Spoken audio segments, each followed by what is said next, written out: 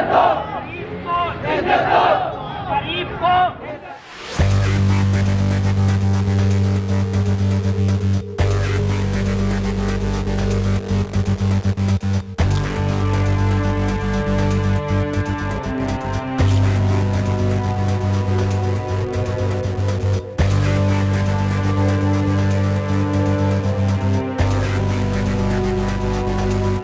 जिसके बाद 1 या 2 साल बाद वो कह देते हैं हमारे पास फंड नहीं है, अब आप लोग अपने फंड्स जो हैं वो खुद जनरेट करें।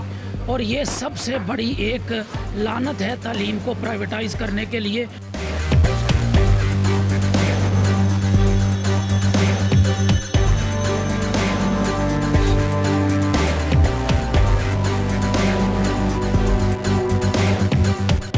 जब एटॉमिक एक्सप्लोजन हुआ, जब एक क्यों खां सामने आया, उस वक्त यहूदी लॉबियों को समझ लग गई कि अगर इस सिस्टम को चलने दिया तो वो बर्बाद हो जाएंगे।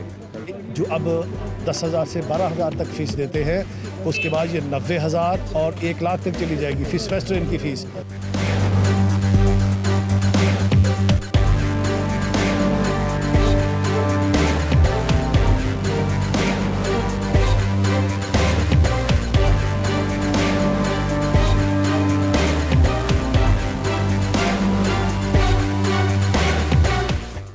गवर्नमेंट गॉर्डन कॉलेज रावलपिंडी के असातिज़ा और तालिब इल्मों की जानिब से आसान अकाउंट्स के खिलाफ एक एहतजाजी रैली निकाली गई। ये रैली गॉर्डन कॉलेज रावलपिंडी से शुरू हुई और प्रेस क्लब रावलपिंडी पर इख्तिताम पजीर हुई। रैली के शुरका की जानिब से हुकूमत के खिलाफ शदीद नारेबाजी की गई। तालिब इल्मों की जानिब से मरी रोड को लियाकत बाग के करीब ब्लॉक भी किया गया। असातिज़ा की जानिब से आसान अकाउंट पॉलिसी को ख़त्म करने का मुतालबा किया गया। उन्होंने अपने अगले लाहे अमल का भी ऐलान कर दिया। खलीज न्यूज़ से बात करते हुए असातिज़ा का कहना था कि जी नाज़रीन, हमारे साथ सर हमज़ा मौजूद हैं जो कि आज के इस प्रोटेस्ट में शाना बशाना सारों के साथ मिलकर अपना गॉर्डन कॉलेज से निकले थे और मेन मरी रोड के बाद वो यहाँ पे प्रेस क्लब रावलपिंडी है इसके बाहर आ गए और इनका प्रोटेस्ट यहाँ पर अब चल रहा है। आइए इनसे पूछते हैं कि जो आसान अकाउंट की पॉलिसी है इसमें मसला क्या है जिसकी वजह से इन्होंने ये प्रोटेस्ट निकाला है। जी सर, ये बताइएगा कि इस मेन आसान अकाउंट जो पॉलिसी है इसमें मेन मसला आपको क्या फेस करना पड़ा है जिसकी वजह से आप लोगों ने इतना बड़ा प्रोटेस्ट निकाला है? Thank you very much Usama. सबसे पहले तो मैं मीडिया के अपने दोस्तों का, पुलिस वालों का शुक्रिया अदा करता हूं कि जिन्होंने इस एहतजाज को मुनज़्ज़म और पुरज़म बनाने के लिए अपना किरदार अदा किया। असल में ये आसान अकाउंट जो है ये हुकूमत का वो इक़दाम है जो वक्तन फ़वक्तन वो 2002-2012 में करते हैं, जिसके तहत वो सबसे पहले स्टेप में बड़े इदारों को टारगेट करते हैं और उनको प्राइवेटाइजेशन की तरफ लेके जाते हैं। पहले स्टेप में वो ये करते हैं कि 18 कॉलेजेस पर जो पंजाब के हैं उनको वो उनके अकाउंट सेपरेट कर देते हैं। डायरेक्ट फाइनेंस जो डिपार्टमेंट है वो फ़ंड उधर ट्रांसफ़र कर देता है। जिसके बाद 1 या 2 साल बाद वो कह देते हैं हमारे पास फ़ंड नहीं है, अब आप लोग अपने फ़ंड्स जो हैं वो खुद जनरेट करें। और ये सबसे बड़ी एक लानत है तालीम को प्राइवेटाइज़ करने के लिए, क्योंकि जब कॉलेज जो है वो फ़ंड जनरेट करेगा तो अल्टीमेटली उसका पहला टारगेट स्टूडेंट बनेंगे, क्योंकि तलबा की फ़ीसेस में इजाफा होगा जो कि गरीब लोग अफोर्ड नहीं कर सकते। ये चंद बड़े कॉलेजेस बाकी हैं जहाँ से अभी कुछ डॉक्टर्स, इंजीनियर, साइंटिस्ट पैदा हो रहे हैं, वरना बाकी सारे कॉलेजेस इन्होंने प्राइवेटाइज़ कर दिए थे उससे पहले और तलबा की बहुत बड़ी तादाद उधर चली गई थी। ये तलबा जब प्राइवेटाइजेशन हो जाएगी, ये जो आज 5 से 6 हज़ार रुपये में तालीम हासिल करते हैं अपने घर रह के, यही लोगों को फिर इसी अदारे में 40, 50, 60 हज़ार, 1 लाख तक फ़ी पे करनी पड़ेगी, जो कि तालीम दुश्मन इकदाम है, क्योंकि हर बंदा ये अफोर्ड नहीं कर सकता। हुकूमत की पहली बहुत पुअर गवर्नेंस की वजह से लोग बहुत मसाइल का शिकार हैं। गरीब लोग आते हैं, बाद लोग ऐसे भी हैं जिनके लिए कॉलेज ने, उसातिज़ा ने मिल के फ़ंड केम किया हुआ है, वो अपनी तरफ से उनको 5-6 हज़ार रुपया देते हैं क्योंकि वो अदा करने के काबिल भी नहीं होते। तो जब 40-50 हज़ार, लाख तक फ़ी जाएगी तो लोग तालीम हासिल नहीं कर सकेंगे बल्कि तालीम से दूर भागेंगे। नाम जाहिद अवान साहब हैं, इनसे पूछते हैं आज का जो ये प्रोटेस्ट है इसको एक किस हवाले से देखते हैं। जी सर, बताइएगा ये जो प्रोटेस्ट है क्या आप समझते हैं कि ये जो गवर्नमेंट कॉलेजेस के उसातिज़ा हैं और बच्चे हैं इनके साथ ये जुल्म हो रहा है? बिस्मिल्लाहिर्रहमानिर्रहीम। زاہد Awan acting president Punjab professors and lecturer association.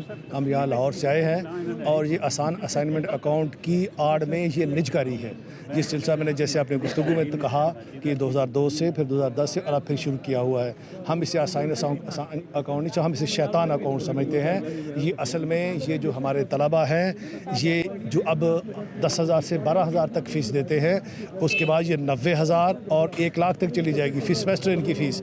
ہم اس کے لیے یہاں آئے ہیں کہ یہ قائد اعظم نے جو پاکستان بنایا تھا یہ غریب کا ملک تھا، یہاں سب کو مساوی تعلیم دی جاتی تھی. ہم اس کے لیے یہاں آئے ہیں اور انشاءاللہ ہم اس کے لیے اپنی بھرپور کوشش کریں گے. جیسے آپ کو مقررین نے بتایا کہ 22 تاریخ کو ہمارا احتجاج ہوگا لاہور میں ایم اے کالج سے سول سیکریٹریٹ تک، اور انشاءاللہ اس میں ہم ان کو بتا دیں گے کہ جو کیا جا رہا ہے یہ بیرونی ایجنڈے پہ کیا جا رہا ہے، یہ سب غلط ہے. سر یہ بتائیے گا کہ جب سے یہ پی ٹی آئی کی گورنمنٹ آئی ہے ہم دیکھ سکتے ہیں کہ سب سے زیادہ متاثر اس میں ایجوکیشن ڈپارٹمنٹ ہی ہوا ہے.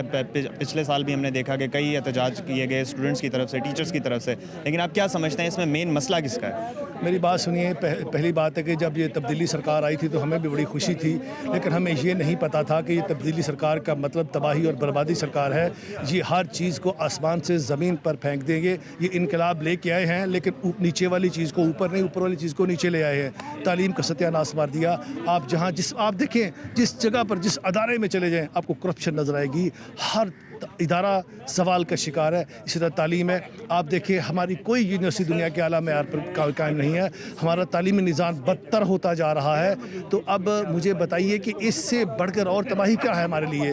لیکن بحیثیت استاد، بحیثیت پروفیسر اور ایک کمیونٹی کا نمائندہ ہونے کے انشاءاللہ ہم ایسا نہیں ہونے دیں گے. ہم اپنی آخری دم تک یہ کوشش کرتے رہیں. جی ناظرین، ہمارے ساتھ توصیف صادق صاحب موجود ہیں. ان سے پوچھتے ہیں کہ آج کے اس پروٹیسٹ کے حوالے سے ان کا اگلا لاہ عمل کیا ہوگا.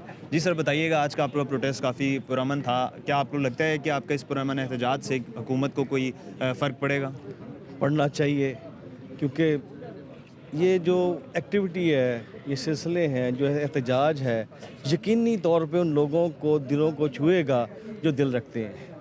اور میں صاف بتا دوں کہ یہ جو 60s 70s کی دہائی تھی اس وقت محسوس کیا گیا کہ تعلیم ہے جو تبدیلی لا سکتی ہے. تعلیم جو ہے ترقی یافتہ صفوں کی ملکوں میں شامل کر سکتی ہے پاکستان کو. اسی لیے غریب کے بچے کو تعلیم کا حق دیا گیا. مفت تعلیم کے لیے ایک نیشنلائزیشن کی پالیسی رکھی گئی. یہ اتنی بری پالیسی ہوتی تو ایک ڈکٹیٹر جنرل ضیاء الحق اس کو واپس کر دیتا. اس نے کنٹینیو رکھا. اس کے بعد گورنمنٹ آتی رہی جاتی رہی، اس پالیسی کو نہیں چھیڑا. لیکن جب ایٹامک ایکسپلوژن ہوا، جب ایک کیو خان سامنے آیا، اس وقت یہودی لابیوں کو سمجھ لگ گئی کہ اگر اس سسٹم کو چلنے دیا تو وہ برباد ہو جائیں گے. انہوں نے کہا وہ برباد نہ ہو، یہ لوگ برباد ہوں. اسی لیے IMF نے پابندیاں لگائیں کہ ایجوکیشن سیکٹر جو ہے اس میں نجکاری کی جائے. 2002 میں نجکاری کی کوشش کی. Punjab professors and lecturer association نے اسے واپس کر دیا، ریورس کر دیا. دوبارہ سے حملہ ہوا 2010-12 میں. اس وقت بھی سیسا بنی ہوئی دیوار کی طرح ڈٹ گئے اور اس کو ختم کیا. اب دوبارہ سے حملہ ہے. ہم اس کو بھی انشاءاللہ، جتنے سکون سے میں بات کر رہا ہوں اتنے سکون سے ہم مال میں نہیں ہوں گے، اتنے صبر سے نہیں ہوں گے. 22 کو ہمارا نیا روپ دیکھیں گے. ہم اپنے بچوں کی تعلیم کی حفاظت کے لیے کچھ بھی کر سکتے ہیں. سر ماضی میں دیکھا گیا ہے کہ حکومت کے خلاف جتنے بھی احتجاج نکلے ان کا کوئی اثر نہیں ہوا. حکومت نے کسی نہ کسی طرح اپنے مطالبات ہی منوائے ہیں، لوگوں کے مطالبات نہیں مانے. تو اس پہ کیا کہیں گے؟ ٹھیک ہے، اب اس میں صحافی کا بچہ بھی ہے. صحافی 1 لاکھ روپے فیس مانا نہیں دے سکتا، 2 سے 3 ہزار روپے کر سکتا ہے افورڈ. اس میں پولیس والے کا بچہ بھی شامل ہے، لو رینک والے کا. اس میں ریڈی والے کا بچہ بھی شامل ہے. جب ان کے حقوق کی بات ہوگی تو سب کے دل نرم